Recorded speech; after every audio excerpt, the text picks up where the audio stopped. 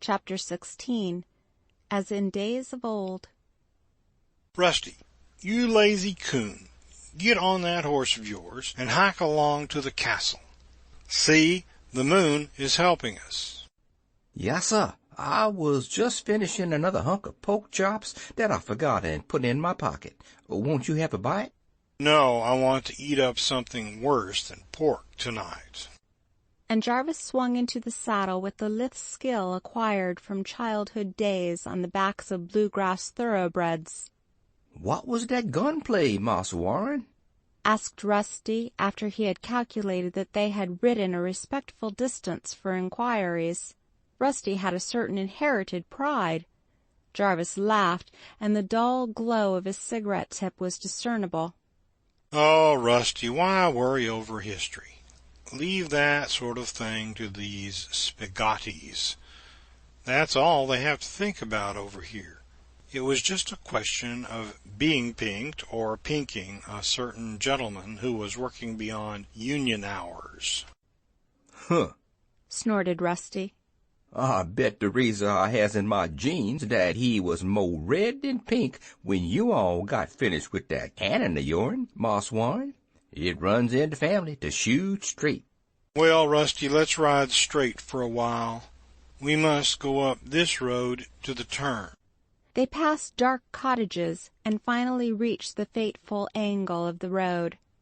Rusty groaned apprehensively. Say, Marse Warren, I wouldn't mind this all in the meanest moonshine district in Kentuck, but I don't like for to ride in this here foreign district. Why didn't you all pick out some place where they speaks human talk, instead of this unchristian lingo? It don't seem religious to me, Marse Warren. Rusty, I'm beginning to think you've got a yellow streak in you with all this talk about objections. You used to have a name for not even being afraid of your weight in wildcats, said Warren. Rusty nodded as he clung tightly to the saddle on the increasingly rough trail. Marse Warren, that was right, but wildcats is purty heavy, and you all can hit 'em with a shotgun. The trouble with ghosts is that they don't weigh nothing. Look out, Rusty, here's a brook. And suddenly Jarvis's horse stumbled to its feet after sliding down a sharp declivity which had been hidden by the shadows of the big moonlit trees. Rusty was not so fortunate. He was rolling off despite his efforts to receive a ducking. Then did his teeth have reason to clatter as he mounted again to follow his master up the declivity with dripping clothes. What for they want a crick like that just below the doors of a castle, Marse Warren? He complained. That's how they got their water supply. I wouldn't be surprised if the old place weren't built right on top of that spring. You know, when this place was built, they didn't have any faucets or taps in these old places, except on the heads. They mounted higher, ever higher, swinging on their saddlebows the unlighted antique lanterns. Rusty was unmistakably becoming more and more nervous. The road took a sharp turn to the right now, and they clattered over the wooden bridge of the moat.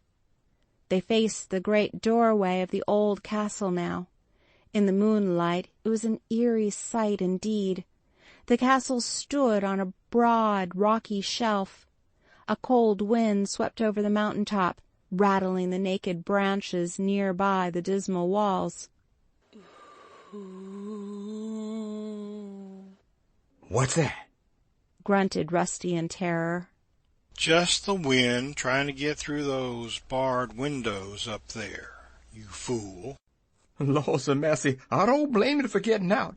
I wish I wasn't going in. A lone cloud took this occasion to cover the moon, and the shadow darkened the outlines of the sinister structure. The castle, so Warren had judged on his trip up the hill, might have been built in the period of the Spanish Moors. Later, perhaps when the Moors had been driven out of the country, 2 dismal wings, several towers and turrets had been added, reminding one of the castles on the Rhine cliffs. The face of the structure, which Jarvis scanned quickly, was about 200 feet long and maybe 60 feet high, with 2 staunch square towers at either end. Thin slits in the wall and 2 round windows high up appeared to the mind of the Kentuckian, humorous in the face of the unknown danger, as architectural bungholes. On either side of the great arched door jutted a turret, slit with many smaller openings and possessing castellated tops. As they rumbled over the planking of the open drawbridge, Rusty's chattering teeth were audible to the rider close at his side, and Jarvis muttered angrily, drawing up his horse by the gate which led to the inner courtyard. "If you're still too much of a coward to go on, you can ride back, Rusty. This is the first time you've ever failed me in a time of danger." The Negro remonstrated nervously. "I'm not scared, Marse Warren. I'm just getting straight hair for the first time in my life. I'm going with you. I's just mighty unhappy." A doorway somewhere swung shut with an iron clang. Rusty's nerves were stronger now. He breathed hard, but said nothing. "They used to hitch their horses here, I suppose," said Jarvis, as he slid from the saddle. The moonlight gave them a better illumination by this time. He hitched his horse, and Rusty followed his example with trembling fingers. "Now light the lamps. My, but those lamps would sell for a fortune in a Fourth Avenue antique shop." Rusty obeyed silently. Then followed the most horrible experience of Rusty's life in what seemed an endless exploration. They trod along weirdly echoing corridors, through spacious chambers where ancient tapestries hung from the walls, where strange debris lay about amidst the curious carved furniture. Everything was covered by a pall of dust. Squealing and scurrying, the shining eyes of ghastly noises betrayed the presence of myriad rats. "What can they find to live on?" wondered Warren. From the high battlements they peered into the valley, and could see a few faint lights in the distant inn. Warren felt sure that one of those lights was in the room of Her Highness. They explored the bedchambers of the lords and ladies of the castle, the little pigeonholes in which the men-at-arms must have slept. Strange, subtle odors met them like an actual presence as they peered into dungeons, stone chambers, and horrid vaults. "I don't see why a ghost would want to hang around this miserable place, Marse Warren," ventured Rusty, as for the second time they entered the largest room of all, within the central keep. "We've been here before, Rusty," replied Warren, sitting down for a moment on an old bench. Rusty looked around with rolling eyes. Suddenly Jarvis jumped up and sniffed. "Yes, and someone else has been here before. Do you smell that, Rusty?" "Marse Warren, I'm so scared that I can't smell nothing. I can't see nothing, hear nothing, except them moans and yowls in all those powerful big rooms we was in." "The room's full of smoke and the smell of oil." Jarvis walked about to make certain. "Somebody's been carrying a smoky lantern. We're getting warmer with that ghost." A dull thud came to their ears from far within the building. Rusty jumped like a frightened fawn. "Good God Almighty, what's that?" Jarvis quietly walked across the room to peer into the big stone fireplace. "Oh, Marse Warren, I want to go home." Rusty had turned about, and his eyes took in 2 figures of ancient armor at the top of the broad half-flight of stairs on a balcony dais. He sank upon his knees and bobbed his head to the floor in obeyance. "What's the matter?" And Jarvis whirled about with revolver drawn. His own nerves were beginning to get too taut, with the tension exaggerated by the superstition and fright of the Negro. "Look, Look at them big black boogies standing there, Mars Warren. See 'em standing there? Jarvis laughed and put his gun into his side pocket. They're the same black things that scared you before, don't you remember? Oh, I'm so scared, Boston. I can't remember nothing at all. Get up on your pins. They're nothing but old suits of armor, and you're liable to get some moonlight through you, Rusty, if there's another rear-end collision like that. You've been treading on my heels every step I take, and when I stop, you bump into me. But, Mars Warren, pleaded the frightened darky, I'm powerful afraid I might lose you. A fine chance, snorted Jarvis, looking about. Well, Rusty, we've been through this old place pretty thoroughly, and not a sign of a soul, unless they pound or carry a smoky lantern. It's a clue, Rusty, it's a clue.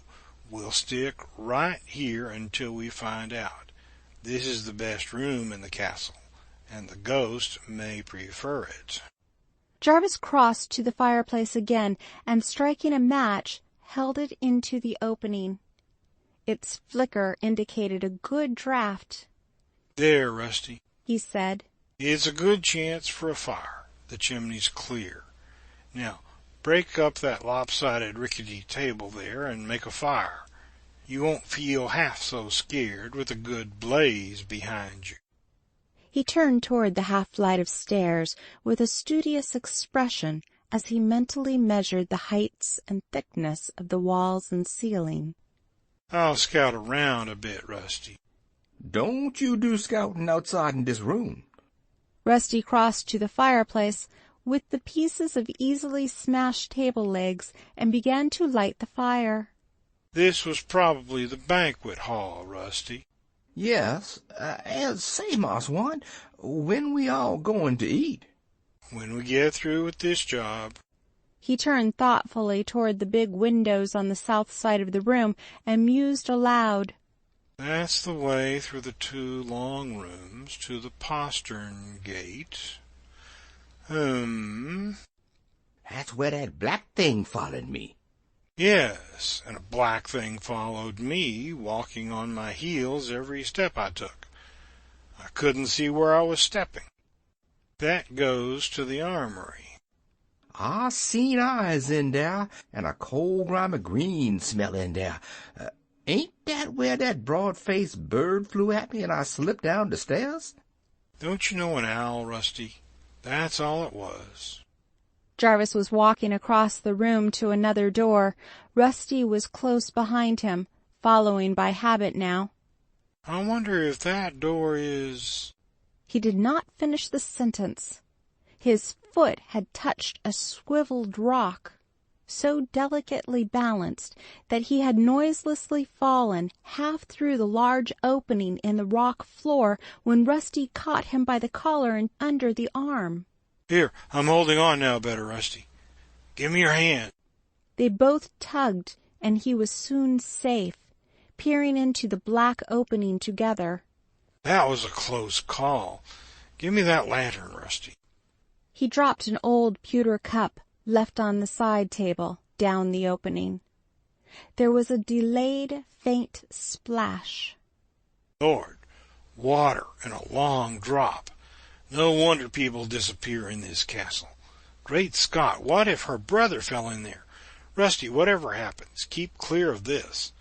Give me a burn stick, and I'll mark a cross on it so we can tell. It makes me nervous to see that open mouth of death gaping for us.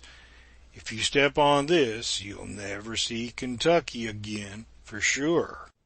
Rusty obeyed. Did you hear that groan, Mars Warren? Groan? That's the wind. There it is again. It does sound like a moan. Oh! And Rusty's teeth chattered in perfect rhythm with his shaking knees. Oh! Shut up, listen. I guess it's the wind at that, but this place is getting on our nerves all right. Rusty controlled his teeth enough to talk now. Massa Warren, that wasn't no wind. I hope to die if that wasn't a sure enough human groan. He turned and looked toward the big oil portrait of an ancient Spanish hidalgo over the fireplace. And I wants to tell you something else. Has you ever been in church or somewhere and all of a sudden a feeling comes over you that there's someone's eyes a staring at the back of your head? You just knowed it until you couldn't stand it no longer and just had to turn round and see who it was? Yes, Rusty, I've had that. Why? That's just the way I feel now. Like them eyes in that picture was a-looking right through me, like he'd like to step right out in the frame, or them two boogie battleship men would like to jump right down on me. And he pointed toward the 2 suits of armor on the landing above. It's been a good many 100 years since those boys jumped. But listen, there's someone running as sure as you're alive, Rusty. It was unmistakable. The steps came nearer and nearer, and then came a repetition of that dull thud in a distant room. I want to go home, moaned Rusty. Jarvis had drawn his revolver again, and he was standing close to the stairs. Great Scott, Rusty. The man with the smoky lantern has been up these stairs. They're oil drippings, still fresh. You all ain't going up, is you? Pleaded Rusty. Not at all, because this Mr. Ghost, or some of his spooky friends, are probably waiting at the top of the stairs with a long gun, and I'm no book hero. Suppose it might be that there Mrs. Princess's brother? Well, he might blow my head off because he doesn't know what I came here for. And if it's someone else, they'd blow it off because they do know why I'm here. There's somebody trying to scare us, Rusty. They're probably watching every move we make. That's where that pounding comes from. Why don't they shoot? They're trying to scare us, as they did the poor boobs down in the village. Rusty crossed toward the fireplace. He picked up an old mallet and chisel from the mantel, which was brighter now from the fire. He cried out in surprise. Look here, Massa Warren, look here.